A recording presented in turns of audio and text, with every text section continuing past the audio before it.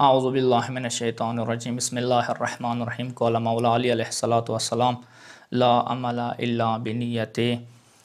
مولا علی علیه الصلاة والسلام نه روایت ده نیات اعمال نه ده مگر دا اصل کې نیات ده. نیات نه بغیر اعمال وجود کې نرسی. پروردگار عالم نیتو تسترګ غړوي.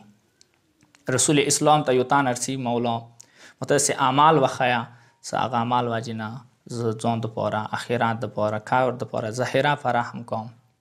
رسول الله یو ذکر ورته وښیو دا ذکر کوم خدای ته عظیم رب یې زه د ذلیل بنده یم، حقیر بنده دی یم، ګناهګار بنده دی یم، من رحم وکړي.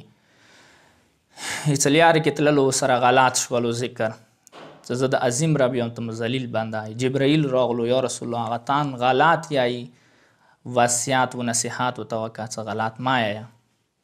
عرش د لرزیږي هغه ګناهګار یې ورته بیا ارڅي. رسول الله ته یې ذکر وایه ذکر یې غلط و. رسول الله ته یې مه یایه داسې ذکر د غلط یایي. عرش د لرزیږي هغه ګناهګار څه خبر شو څه مو به دا ذکر څوره غلط ویلی وي. خپه شو، په ژړا شو، پریشان شو. جبرائیل بیا ارڅي یا رسول الله رب دی یایي څه دختن ته وایه څه خپه کیږه مه. خدای خلو ته سترګې نه غړوي، خدای زړو ته سترګې غړوي. گرچه تو الفاظ غلط ویلا خو نیت تو صاف و، نیت تو خالص و، نیت الله دپاره و. بس نیت خدای سترګې غړوي. اندیشان سره تاریخ کې راغلی دي څه بلال حبشي لږ زبان لکنات ورکې و، قرائت صحیح نه و، شین په ځای به سین ویلا. نو ډیرو خلکو اعتراض ونیو کو یا رسول الله بلال حبشي بدل کا ایدی قرائت صحیح نه ده دو د سین په ځای شین په ځای د سین یای. رسول الله ته ویل څه بلال حبشي کې خلوص ده، بلال حبشي ښه ده.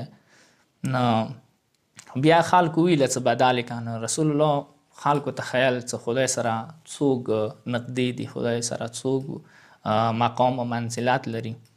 نو څه بلال حبشي ته ویل څه دغه قصه به اذان ما که نه وکړو.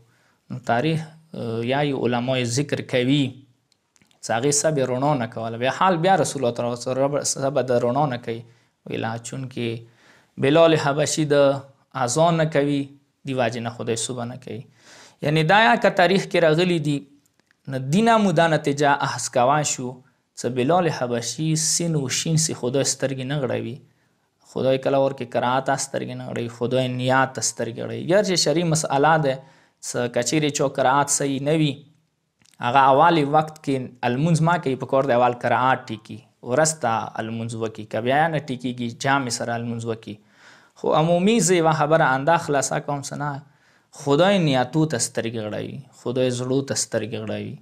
کیدای شي کله ورکې بس خدای لارې کې ته المونځ کوه، کیدای شي تو المنځه قرائت صحیح نه رکوع سجود صحیح نه پکار دی ټیک شي ته کوشش وکړي. خو که بیا نه ټیکېږي بیا دا نه زده کېږي بیا دا جامع ته رسیدن نه کېږي نو بیا ټیټېږه اسکېږه خپل زبان کې آیا خدای هر چی باندې پوهېږي. خدای ته دا آیا څه خدای بغي نه یم، خدای تو در نوریا نه یم. والسلام علیکم ورحمة الله وبرکاته.